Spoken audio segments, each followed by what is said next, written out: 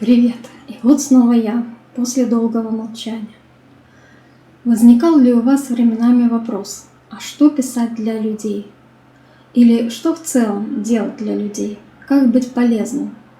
Помните, были времена, когда людей привлекали к ответственности за тунеядство, когда было позорным не работать, когда стыдно было быть неполезным для общества. Общество, да, оно диктует. Это я посмотрела на медне один фильм, психологически, ясное дело. Группу людей экзаменовали на некую супервакансию, которую все хотели, но должность только для одного. И в ходе группового экзамена претендентам был предложен вопрос: дано постапокалипсис и бункер. Пустят туда не всех. Что бы вы могли предложить такого полезного из того, что умеете, чтобы место в безопасном бункере дали именно вам? И участники стали поочередно озвучивать свои способности и предлагать услуги. Услуга получается из микса способностей, отшлифованных навыком, и вашего почти уникального торгового предложения, как сейчас модно говорить. Почти уникального, а не абсолютно уникального, потому что предположительно это может уметь кто-то еще. Мы люди, мы похожи. Один участник сказал, что он физик и умеет делать радиоприемник. Ему возразили, мол, зачем нужен этот приемник, если в мире теперь никого и ничего нет. Одна участница лет за 40 предложила быть для всех поваром, ведь быть сытым и здоровым – это важно, да? А более молодая участница лет 30 гордо провозгласила: «Я могу быть матерью ваших детей. Что может быть важнее продолжения жизни человечества?» К слову, мужчин в группе было что-то около 10 человек. Неплохой ход, наверное, подумали многие, усмехнувшись себе в усы. Мужчины подтвердили, что таки да, они бы предпочли взять в бункер молодую фертильную красотку, чем повара в летах.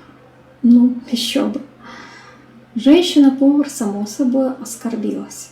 Как вы смеете выбирать по возрасту и говорить в лицо, что я старая? Это дискриминация.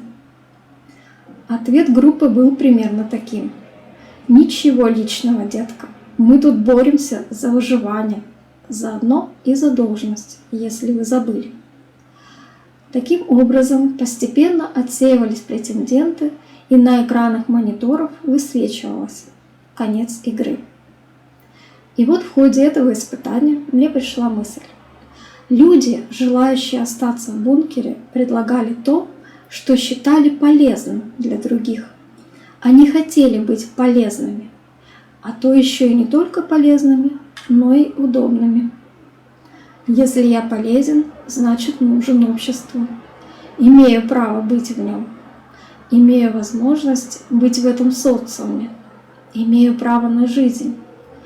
Однако, это я имею право или право имеет меня? Думаю, тут есть над чем подумать.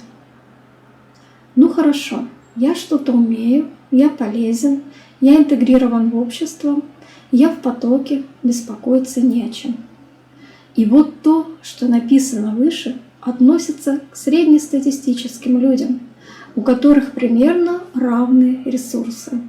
Хорошее здоровье, руки, ноги на месте, голова работает. Но позвольте, в мире есть огромное количество людей, у которых изначально при рождении ресурсы другие. Есть люди с особенностями тела, есть просто нездоровые, есть те, кто попал в аварию, стал жертвой насилия или просто несчастного случая. Есть просто условно бесполезные, слабые духом люди, которые существуют сами по себе, а обществу, в общем-то, не нужны. И что же теперь? Они не имеют права быть в бункере вместе со всеми, у кого ресурсов больше? Как вы думаете?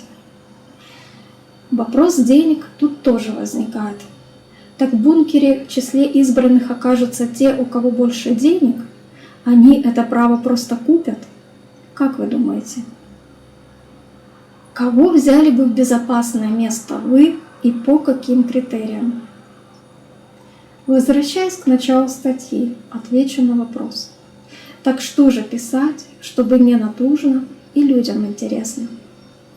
Допишите про то, что интересно вам.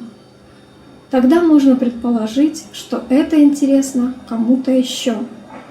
А польза тут дело второстепенное.